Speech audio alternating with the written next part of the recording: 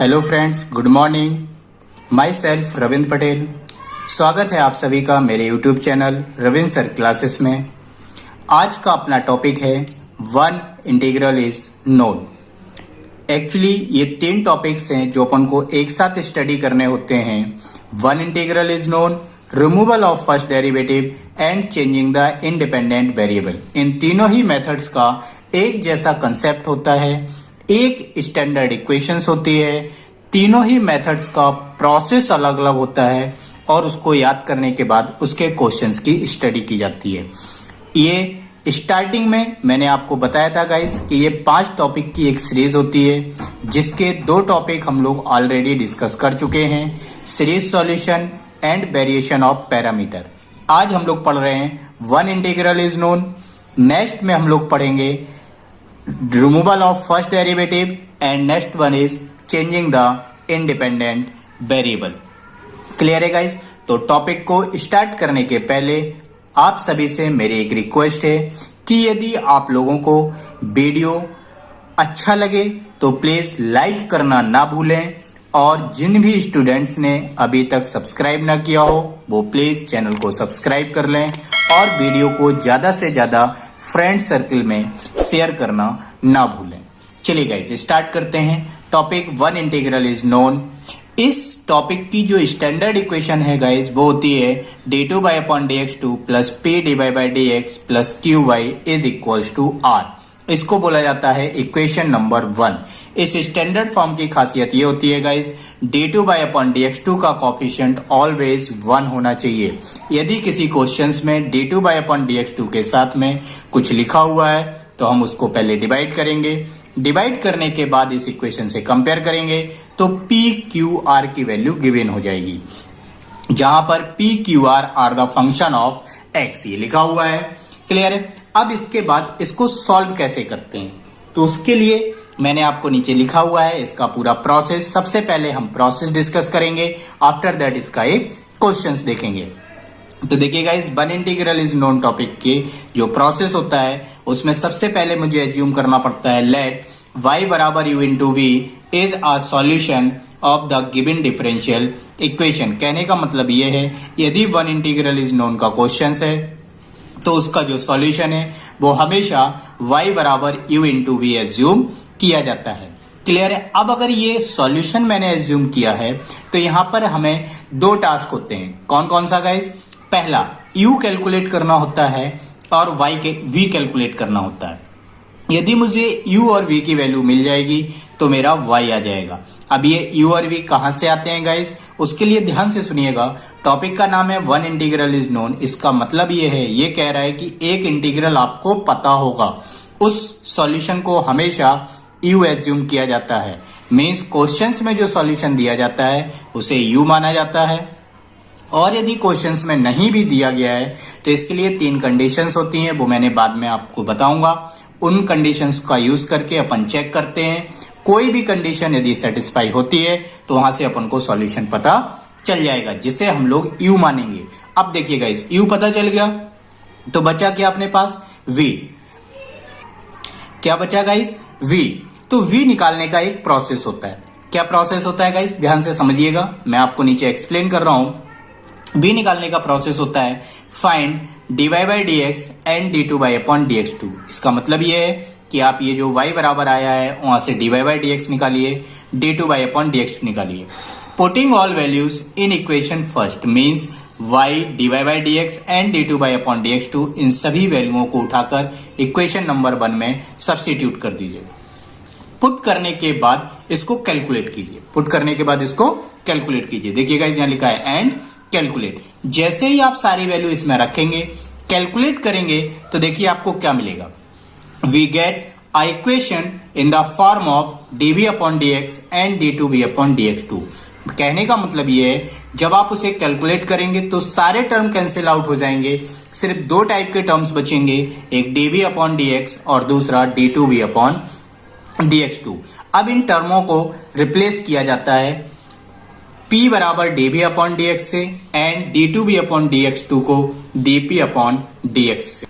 Clear है guys? तो dv upon dx की जगह पर आप p लिख दीजिएगा, d two b upon d x two की जगह पर d p upon d x लिख दीजिएगा। तो अब आप ही बताइए guys, d b upon d x को यदि पी लिखेंगे और इसको d p upon d x लिखेंगे तो हम बोल सकते हैं कि मुझे जो नेक्स्ट इक्वेशन मिलेगी वो किसके फॉर्म में मिलेगी, पी के फॉर्म में। तो वही लिखा हुआ है guys, we get a equation in the form of p. अब ये जो पी की इक्वेशन आती है guys, now solve this equation and find out the value of p. इस इक्वेशन को सॉल्व करना होता है और वहां से पी की वैल्यू कैलकुलेट करनी होती है। तो देखिए गाइस, मेन टास्क यहां पर है सॉल्व दिस इक्वेशन। इसके पहले तो डाटा फिक्स है, उसे रिप्लेस करना है, पुट करना है, कैलकुलेट करना है, फिर p बराबर ये लिखना है, डीपी अपॉन dx बराबर ये लिखना है। मेन टास्क कहां है ये, जब आपको p की इक्वेशन मिलेगी देन उसको सॉल्व करना है और सॉल्व करके p की वैल्यू निकालना है। जैसे ही गाइज आपको p गिवन होगा आप उसकी जगह पर रिप्लेस कर दीजिएगा p is equals to db upon dx। ये देखिए p is equals to db upon dx put किया था, तो आप रिवर्स रिप्लेस कीजिए, p is equals to db upon dx। अब इसको इंटीग्रेट कर दीजिएगा। जैसे ही हम इसे इंटीग्रेट करेंगे तो db अपॉन dx से मुझे v गिवन हो जाएगा, और जैसे ही ये v गिवन हो जाएगा तो मैंने आपको बताया कि मुझे निकालना क्या था, v। यू तो ऑलरेडी अपन को गिवन होता है। तो जैसे ही ये v आएगा guys, putting v in equation second, इस v की वैल्यू को इक्वेशन नंबर 2 में पुट कर दीजिएगा। क्लियर है गाइज? तो ये हुआ वन इंटीग्रल इज नोन का बहुत सिंपल सा प्रोसेस। सिर्फ कैलकुलेशन वाला पार्ट होता है और इसमें कुछ भी नहीं होता है। अब हम आपको गाइस वो चीज बताने जा रहे हैं, मान लीजिए topic one integral is known की ही है बट आपको एक सॉल्यूशन नहीं दिया गया, मींस आपको u गिवन नहीं है। तो u के लिए वो कौन सी कंडीशंस हैं जिनका यूज करके हम एक सॉल्यूशन के बारे में पता करते हैं। तो देखते हैं गाइस, ये लिखी हुई है गाइस वो 3 equation. Now check conditions. 3 conditions होती हैं, फर्स्ट, सेकेंड एंड थर्ड। इसमें क्या करना होता है, पी क्यू आर ये हम लोगों को पहले ही पता चल जाता है स्टैंडर्ड इक्वेशन से कंपेयर करने पर। फिर हम क्या करते हैं, 1 plus P plus cube, means P की वैल्यू और क्यू की वैल्यू यहां पर रखते हैं, इसको कैलकुलेट करेंगे। यदि ये वैल्यू 0 के बराबर आ गई तो हम मान लेंगे u बराबर a की पावर x दिए गए क्वेश्चन का एक सॉल्यूशन होगा। अगर ये सेटिस्फाई ना करेगा तो इसमें रखते हैं 1 माइनस पी प्लस क्यूब। यदि ये 0 के बराबर आता है तो u बराबर e की पावर माइनस x उस क्वेश्चन का सॉल्यूशन होगा। यदि ये दोनों सेटिस्फाई नहीं करती हैं then p plus q x को चेक करेंगे। अगर ये सेटिस्फाई होती है तो u बराबर x दिए गए क्वेश्चन का एक सॉल्यूशन होगा। मान लीजिए ये तीनों कंडीशन सेटिस्फाई नहीं करती हैं तो इसका मतलब होगा गाइस कि वो क्वेश्चंस किसी अदर टॉपिक्स का है, means removal of first derivative या फिर चेंजिंग द इंडिपेंडेंट वेरिएबल का। तो ये गाइस आपका प्रोसेस एंड तीनों कंडीशंस हो गई हैं। अब हम स्टार्ट करते हैं इसके किसी भी एक बेसिक्स के क्वेश्चंस का। क्वेश्चंस हर एक वीडियोस में बेसिक्स के साथ सिर्फ एक ही क्वेश्चन मिलेगा गाइस, मैं बार बार बोल रहा हूं आप लोगों से। इसके बाद जब ये सारे टॉपिक्स कंप्लीट हो जाएंगे फिर मैं नंबर ऑफ क्वेश्चंस के बारे में आपको वीडियो अपलोड करूंगा। देखिए फ्रेंड्स, अपना ये फर्स्ट क्वेश्चन है, लिखा हुआ है solve x d2 by upon dx2 minus 2x minus 1 dy by dx plus x minus 1 y is equal to 0। आप गाइस इसे ध्यान से देखिए, क्या ये क्वेश्चन अपने स्टैंडर्ड फॉर्म में लिखा हुआ है? नहीं। क्यों? क्योंकि स्टैंडर्ड फॉर्म कहता है d2 बाई अपॉन dx2 का कॉफिशिएंट 1 होना चाहिए, बट यहां पर क्या लिखा हुआ है x। इसका मतलब हुआ इसको x से डिवाइड करना होगा। तो जब मैंने गाइस इसे x से डिवाइड किया तो यह आएगा d2 by upon dx2 minus 2x minus 1 upon x dy by dx plus x minus 1 upon x y is equal to 0, और इसको बोलूंगा मैं इक्वेशन नंबर 1। अब आप लोग गाइस इसको कंपेयर कीजिए इसके स्टैंडर्ड फॉर्म से, और इसका स्टैंडर्ड फॉर्म होता है d2 by upon dx2 plus p dy by dx plus qy is equal to r। Compare करेंगे, p की वैल्यू ये लिखी हुई है, q की वैल्यू ये लिखी हुई है, r की वैल्यू 0 है। तो देखिए गाइस, हम लोगों को p q r पता चल गया, तो मैंने लिखा p बराबर this, q is equal to this and r is equal to 0। अब इसके बाद अगर आप क्वेश्चंस को ध्यान से पढ़ेंगे तो क्या लिखा है गाइस, गिवन दैट y बराबर a की power x is a solution. इसका मतलब हुआ इस क्वेश्चन में एक सॉल्यूशन आपको गिवन है, तो यहां पर कंडीशंस चेक करने की जरूरत नहीं पड़ेगी, तो डायरेक्ट हम u बराबर इसका सॉल्यूशन मान लेंगे। तो मैंने लिखा गाइस u बराबर a की power x is a one integral. अब हम इसके प्रोसेस पर आएंगे। प्रोसेस कहता है y बराबर u into v is a solution. हमें y बराबर u इंटू वी दिए गए क्वेश्चंस के सॉल्यूशन को एज्यूम करना पड़ता है, ऐसा वन इंटीग्रल इज नोन का प्रोसेस बोलता है। अब गाइस इसमें u की वैल्यू रिप्लेस कीजिए, तो मैंने u बराबर लिखा e की पावर x इंटू वी। अब प्रोसेस कहता है कि आप इसका first derivative and second derivative calculate कीजिए। तो करिए गाइस इसको डिफरेंशिएट। y को करेंगे dy बाई डी एक्स, यहां लगेगा फर्स्ट इंटू सेकेंड, बहुत सिंपल है, first into second. First as it is, second का differentiation dv upon dx plus second as it is means v। First का differentiation e की power x का होता है गाइस e की पावर x, ये हुआ फर्स्ट डेरिवेटिव। अब हम निकालेंगे इसका guys second derivative means d2 by upon dx2, again using first into second. First into second सभी को पता है guys, first as it is second का differentiation plus second as it is first का differentiation plus again using first into second. First as it is second का differentiation plus second as it is first का differentiation. Clear है guys, मैंने pen से point out किया हुआ है जो मैं बोल रहा था। db अपॉन dx का d2b अपॉन dx2 हो जाएगा, v का db अपॉन dx हो जाएगा और e की पावर x का e की पावर x ही होता है। यदि किसी भी स्टूडेंट को गाइस डिफरेंशिएशन में थोड़ी सी भी प्रॉब्लम्स आए तो वो m1 m2 m3 तीनों की प्लेलिस्ट का जो फर्स्ट वीडियो है बेसिक्स डिफरेंशिएशन का, जो भी नए हों वो सबसे पहले बेसिक डिफरेंशिएशन के उस वीडियो को जरूर देख लें, उसके बाद इन टॉपिक्स के बारे में स्टडी करें। चलिए गाइस देखते हैं। इसके बाद e की पावर x देखिए हर टर्म में लिखा हुआ है, तो ये मैंने कॉमन ले लिया, तो यहां से आएगा d2v upon dx2, db upon dx, db upon dx add होके होगा गाइस 2db अपॉन dx, यहां से आएगा सिंपल v, तो ये आया गाइस d2v अपॉन dx2 की वैल्यू। अब प्रोसेस क्या कहता था याद कीजिए, प्रोसेस ये कहता था गाइस कि आप y dy by dx and d2 by upon dx2 की वैल्यू को उठाइए और इक्वेशन नंबर 1 में पुट करिए। तो चलिए गाइस देखते हैं, इन सारी वैल्यूज को इक्वेशन नंबर 1 में सब्स्टिट्यूट करते हैं। मैंने लिखा putting all values in equation first. अब इक्वेशन फर्स्ट गाइस आप लोग लिख के रखे होंगे, आई होप। जिसने नहीं लिखी है तो वो रिवर्स करके पहले इक्वेशंस को नोट कर लें। मैं यहां पर वैल्यूज को सब्स्टिट्यूट करूंगा। e की पावर x सबसे पहला टर्म था d2y अपॉन dx2, तो d2y अपॉन dx2 की वैल्यू ये लिखी है गाइस, अभी अभी देखा मैंने, e की power x d2b upon dx2 plus 2db upon dx plus v। फिर उसमें था minus 2x minus 1 upon x। देखिए गाइस मैं यहां लिखकर बता रहा हूं, वहां पर लिखा हुआ था 2x माइनस 1 अपॉन x, ऐसा लिखा हुआ था 2x माइनस 1 अपॉन x। इसको x से डिवाइड कीजिए तो ये कितना आएगा गाइस, x से इसको डिवाइड करेंगे तो यहां से आएगा 2, 1 अपॉन x, तो ये आएगा 2 माइनस 1 बाई एक्स। वही मैंने गाइस यहाँ पर थोड़ा डायरेक्ट लिख दिया है 2 माइनस 1 बाई एक्स। तो आप लोग परेशान मत होना कि ये टर्म कहां से आया, उस टर्म में x का डिवीजन कर दीजिए, जैसे कि मैंने यहाँ पर डिवीजन करके दिखाया है ये, तो टर्म आ जाएगा 2 माइनस 1 बाई एक्स। और फिर लिखा हुआ था dy by D x, dy by D x की वैल्यू है e की power x db upon dx plus v। और उसके बाद नेक्स्ट टर्म था y का, तो y का टर्म ये लिखा हुआ है गाइस इज इक्वल्स टू 0। अब यहां पर गाइस बची हुई है कैलकुलेशन। तो मैंने वहां पर अपने प्रोसेस में बताया था कि जब आप इस डाटा को कैलकुलेट करेंगे गाइस तो आपको एक फर्दर इक्वेशन मिलेगी db अपॉन dx और d2b अपॉन dx2 के फॉर्म में। चलिए गाइस देखते हैं, e की पावर x, e की पावर x, e की पावर x, ये तीनों टर्म में है, एक टर्म ये है, एक टर्म ये है और एक टर्म ये है। तो यहां से क्या कीजिए गाइस, इस e की पावर x को कॉमन ले लीजिए, e की पावर x को क्या कीजिए कॉमन, और राइट हैंड साइड में डिवाइड कर दीजिए। जब आप कॉमन लेके गाइस राइट हैंड साइड में डिवाइड करेंगे तो 0 को किसी भी चीज से डिवाइड कीजिए, वैल्यू क्या आएगी 0।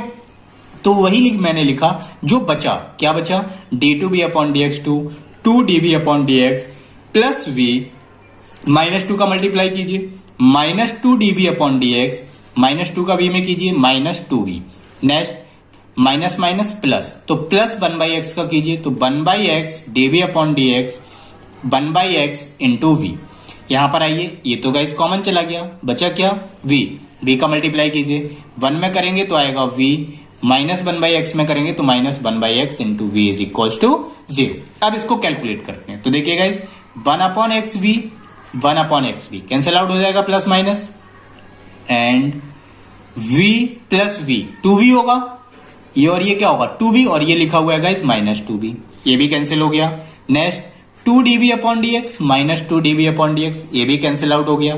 तो बचा कितना, d2b upon dx2 plus 1/x dv upon dx is equals to 0। इसको बोला गाइस मैंने इक्वेशन नंबर 3। अब यदि आप लोगों को प्रोसेस याद होगा गाइस, तो इस इक्वेशन के बाद मैंने लिखा था कि आपको पुट करना है dv अपॉन dx की जगह पर p, d2b अपॉन dx2 की जगह पर dp अपॉन dx। तो गाइस रिप्लेस कीजिए। तो देखिए गाइस मैंने इसको रिप्लेस किया, d2b अपॉन dx2 की जगह पर मैंने लिखा dp upon dx, db upon dx की जगह पर लिखा मैंने p। अब फिर मैंने वहां पर प्रोसेस में लिखा था कि इस इक्वेशन को कैलकुलेट करना है, इस इक्वेशन को क्या करना है गाइस, सॉल्व करना है। तो इसको सॉल्व करते हैं और यहां से p की वैल्यू निकालते हैं। तो सॉल्व करना आसान होता है, देखते हैं guys. dp upon dx is equals to, हम लिख सकते हैं ये डाटा अगर इधर जाएगा तो ये माइनस में आएगा, माइनस p अपॉन x। अब यहां पर x के टर्म को dx के साथ ले जाइए, p के टर्म को dp के साथ ले जाइए। अब यहां पर ये यूज होगा वेरिएबल आर सेपरेबल वाला फॉर्म, क्लियर है। तो देखिए dx को इधर भेजिए और p को इधर भेजिए, तो dp अपॉन p और ये dx इधर जाएगा तो dx अपॉन x। अब आपके दिमाग में ये क्वेश्चन आएगा गाइस, सर मैं ये क्यों कर रहा हूं।